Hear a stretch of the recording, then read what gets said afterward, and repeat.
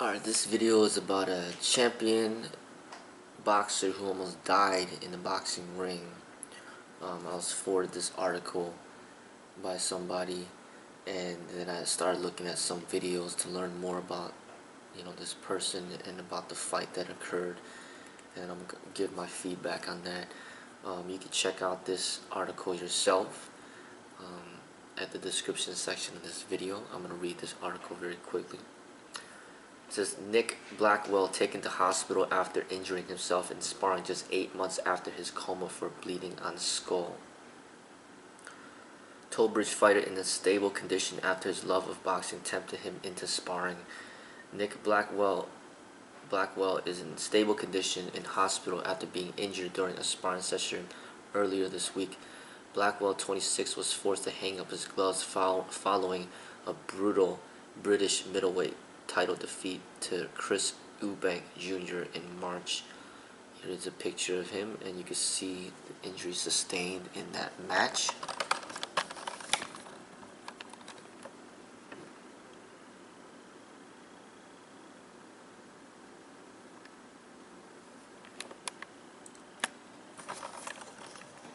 It's not too pleasant to look at that. It says Nick Blackwell ended up in a coma after his fight against Chris Eubank Jr. He collapsed after the bout and was rushed to St. Mary's in Paddington, where he spent a week in a medically-induced coma, having suffered bleeding on the skull. Tollbridge Warrior made a full recovery and collected his trainer's license from the British Boxing Board of Control last month as he looked towards the next chapter of his career. But it emerged tonight that his love of boxing had lured him to lace up his gloves again, with disastrous consequences.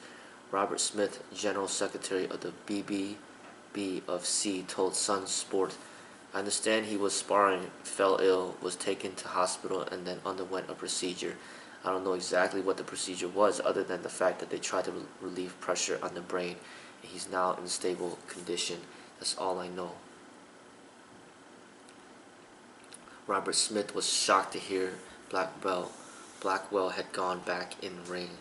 Blackwell was forced to retire from boxing after being placed in a coma following his fight with Eubank Jr. Chris Eubank Jr. offers Nick Blackwell his title belt in TV chat alongside Dad. Speaking from ringside at Wembley Arena, where Blackwell had lost to Eubank Jr., Smith's concern was tingled with disappointment that Blackwell had dared to risk his health. He added, "I'm sickened by it. It's a very tough sport, and the doctors here did a wonderful job to save his life. The doctors at hospital saved his life and kept him going. He made remarkable recovery, and for somebody to go and do what he's done for what I thought was a very sensible young man, it is just beyond belief." Blackwell has been working with younger brother Dan, a journeyman boxer, and was helping out his old trainer Gary Lockett at the Welshman's gym in Cardiff. Nick Blackwell suffered bleeding on the skull after defeat. Fighter took rounds of punishment from Eubank Jr. before he was stopped. Nick Blackwell receives treatment during Chris Eubank Jr. fight. But Blackwell had not been able to hide the fact that he desperately missed fighting, despite still having an active role in boxing. In an interview with IFL TV earlier this week, he said, "It has been hard, real hard. All of a sudden it's hit me that I can't fight again. Taking the lads like my brother Dan, doing his corner and training him and helping Gary, I'm still involved in a big way. But watching the lads fight, it makes me want to fight even more. It doesn't actually help me, it makes things worse. Now I can't do it. It's horrible. If I had £1,000,000, I'd pay that to fight again and be back to how I was. That's how bad it is. I probably could fight again if I wanted to. I'd have to go for medical and stuff. But I spoke to Gary and said, if I was fine to fight again, would you train me? And he said no. I wouldn't have anyone else in my corner, so if Gary won't train me, I wouldn't come back." The BBB of C are investigating the circumstances surrounding Blackwell's latest injury. Retired former IBF world middleweight champ Darren Barker said, "My thoughts and prayers are with Nick and his family and friends." So, so reading that article, it made me go to YouTube and actually watch the fight. First, I watched the highlights of the fight, and then I went ahead and saw the whole fight. And it doesn't, it felt bad to see the damage that he was taking, because he was bleeding a lot, bleeding all over, and he was getting injured a lot, and he was just getting punished in there. I mean, he took an immense amount of uppercuts, and the fight was clearly a one-sided fight. It was he was getting demolished, but they just kept letting him go. And he didn't get knocked down. He didn't get knocked out, but you don't need to get knocked down. You don't need to get knocked out to pretty much sustain injuries that could take away your life. He's still standing, still taking the hits, but the body is not designed to take that sort of damage. And he's just, I've always said, in martial arts and in boxing and in fighting, it's not about taking a hit. The body can only take so much pain and suffering. So the expert boxer is just somebody who barely gets hit. He trains himself to get so good that he just doesn't get hit. And I guess, he was going against somebody who's really skillful. The person he was going against only lost one fight, and he won like maybe 23 in a row. Or he won 23 fights and just lost one. The boxing style of the guy that he was fighting against was similar to Muhammad Ali, similar to Floyd Mayweather, but just not at that level, but similar. And the fight just kind of reminded me of Floyd Mayweather Jr. against Ricky Hatton. A black person against a white person. A white person that was respected. He was actually the champion before the match, and then he lost his title to the Eubank person. And it reminded me of that. And it's just, how many times do we have to see boxers destroy themselves? Like, we just never get enough of the violence. And it can be entertaining, but knowing that this person pretty much almost died, could have very easily died, it's something that's not, as a culture, as a society, it's not something that we should be proud about. To be entertained by something like this. And this is considered a champion, and he's young. I mean, he's not old. He's not an old person. I mean, this person, he's only 26 years old. And he's forced to retire because he went into a coma for over a week. He pretty much almost died in the ring. And he could have died if the ref didn't stop it. Could have died easily. If the person he was fighting against was more vicious, then he would have died easily. And he even saw the interview of the Eubank. I don't even know if I'm saying his name correctly, but even saw the interview with the Eubank Jr. with his father, and then the Eubank guy's like, hey, you could have this belt. I don't even want it. You could have it. Because you could feel that you could see that he feels bad about what happened, but this is what boxing is. It's a very, very violent sport. And in the interview, they're talking about compassion, and they're having him, trying to have him hit to the stomach more than the face, because they wanted to spare his life, and they're having compassion for him, all this other stuff. But it's almost like even after the third round, you could already see that this person doesn't have what it takes. They should have just ended the fight there, but it just kept going and going and going, and this person is just basically dying right before your eyes. And it even was the same thing that was happening to Muhammad Ali towards the end of his career. You see the last fight that he was in, the last couple of fights, it was a very sad thing to see. Him taking all that damage. Repetitive blows to the head over and over and over again. And even when he did win, when he's considered win against George Foreman, and even against Joe Louis, or it was somebody. It was George Foreman and somebody else, Joe Frazier. Those fights with Muhammad Ali and Joe Frazier and George Foreman are just brutal fights. I mean, just going back and forth, just destroying each other, and just to see that, it's just it's a very tough thing to see. People pretty much dying before your eyes to entertain the people. And this person is just so much of a fighter that it's almost like he has nothing else to live for. It's almost like he'd rather be dead than to not fight. And in a way, some of these people are like that. They'd rather be dead than to just live a regular life without fighting.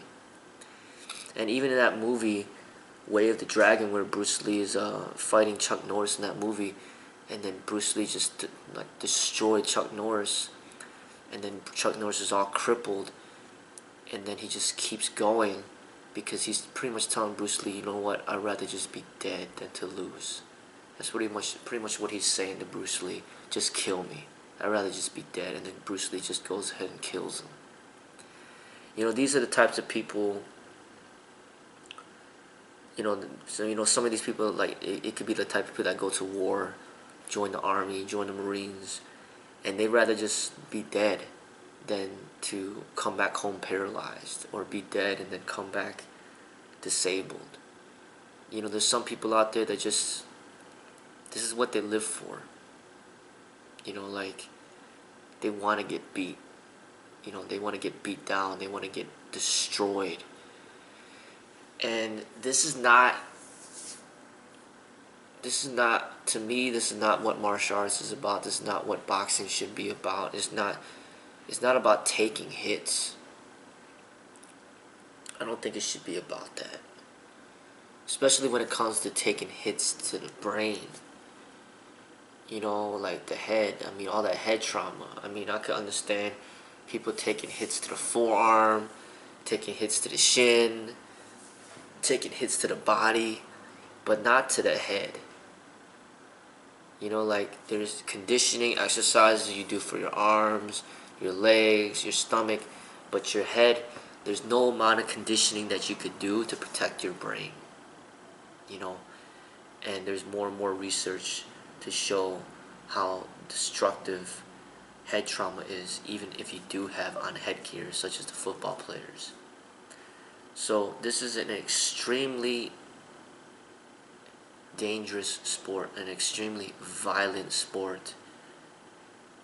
Not just the cage fighting, but the boxing. And you could see it. You watch the match, you could see, knowing the outcome, knowing that this person passed out afterwards, knowing that he was in the hospital for over a week, knowing that he almost lost his life. And then you backtrack and you watch the fight, and then you see what's going on. You're pretty much like watching a death right before your eyes. And it's hard to stomach that. And then this is what we call entertainment.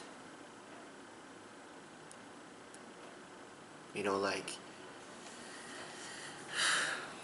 I don't know, there should be almost like a rule where the scorecards should be evaluated after 5 rounds, and if the one boxer is just way ahead of another, and then this boxer's bleeding all over the place and this boxer is completely fine, they should stop the fight or something. Or even if they aren't, even if they are close, it shouldn't even get to that extent. Because you look at Muhammad Ali and Joe Frazier, it was a really close match throughout the entire 15 rounds, but they just keep letting it go, and then their health is just being destroyed right before your eyes, and it's just a tough thing to see, you know. And then people, I even saw an interview with Tyson Fury talking about it, and he's like, this is not, this is not for everybody to see, this is not for you to don't watch or something like that. He said something, but it's like, that's what I'm getting back to, is that there's an issue when stuff like this is governmentally approved and distributed to the masses in a wide scale, where it's given the green light to be mass produced for the masses to see. It's not underground, and it's not, in the private sector. This is stuff that is is influencing the masses of people, and I think that's the problem.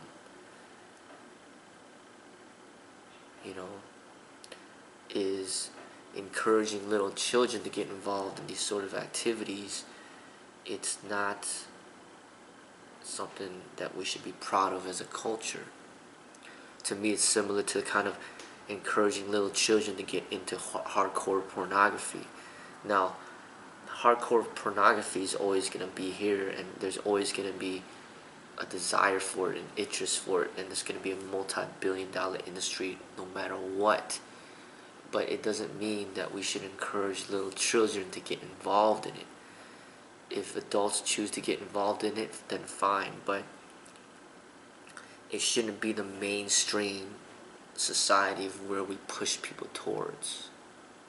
That's how I kind of see boxing and cage fighting and these type of violent sports. It shouldn't be mainstream. It should remain underground. And only certain people should watch it, and it should always be, in the backdrop. It should never be the main talked about event that everybody's watching and everybody's being influenced by. But I think there's just a lot to be learned, a lot to be analyzed. For the other boxer, he was just fine. It wasn't dangerous for him because he was doing all the striking. It's just a good workout for him. He's just basically hitting a human punching bag. It's not dangerous for him. It's dangerous for the person sustaining all the heavy damage. But if it's not a competition, and there's not thousands and millions of people watching, then it would have ended much more quickly. It would have ended within a couple of rounds. You already know who's better. There's no need to drag it out to 10, 12 rounds when after already one round, after already 2 rounds, you already know who's better. What's the sense of dragging it out even further? To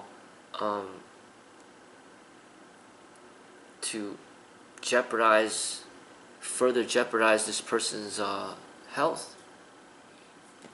But he's the champion, everybody's watching him, everybody's cheering him on, and he doesn't want to lose. He just keeps going and going and going and going.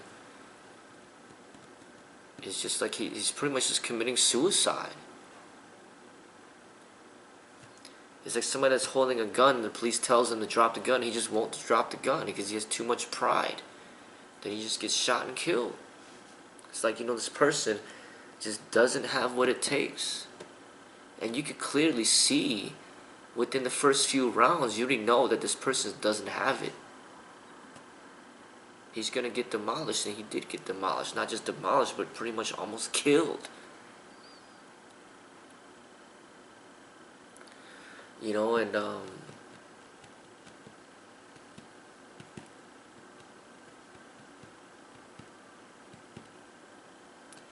for me, I'll never get involved in it myself. I'll never have my children get involved in it. I'll never have my students get involved in it.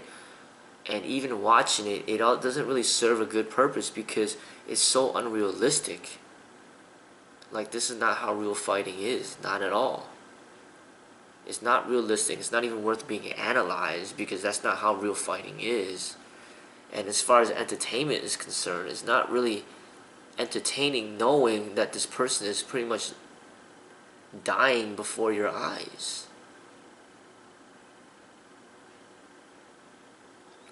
But I chose to watch it so then I could provide a more accurate, a more insightful commentary about what I saw and how it made me feel.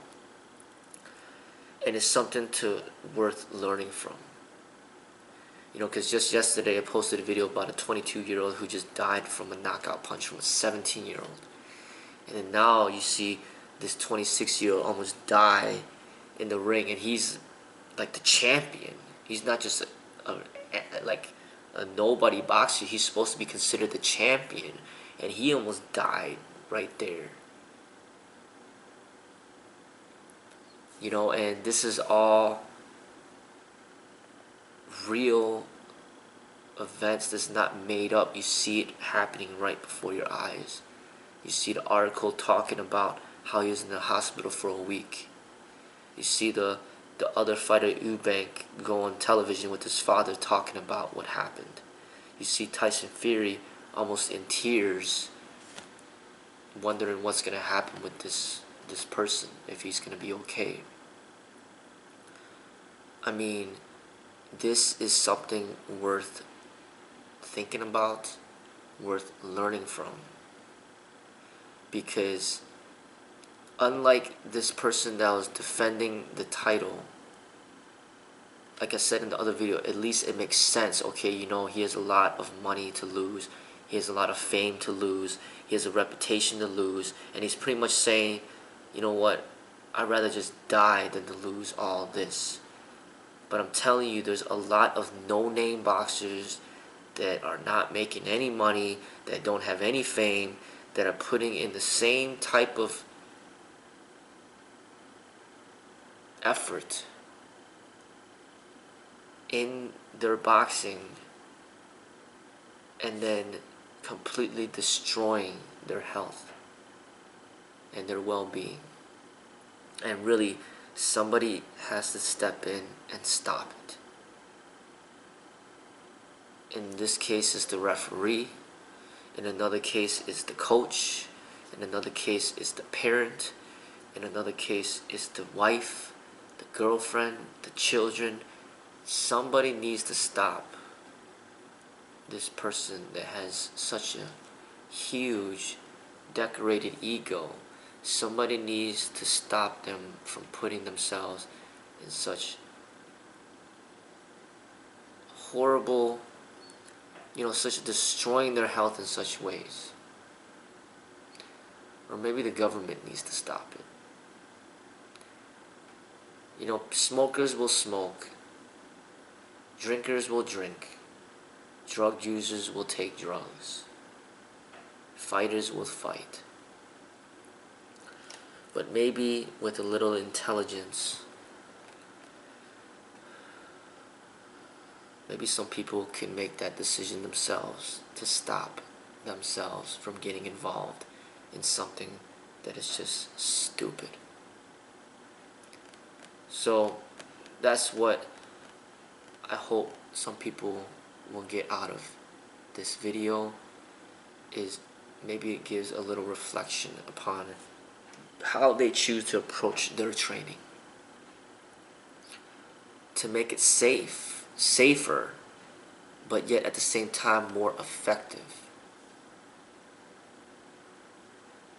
Like, not to play fight in a very violent way that's not even close to how real fighting is.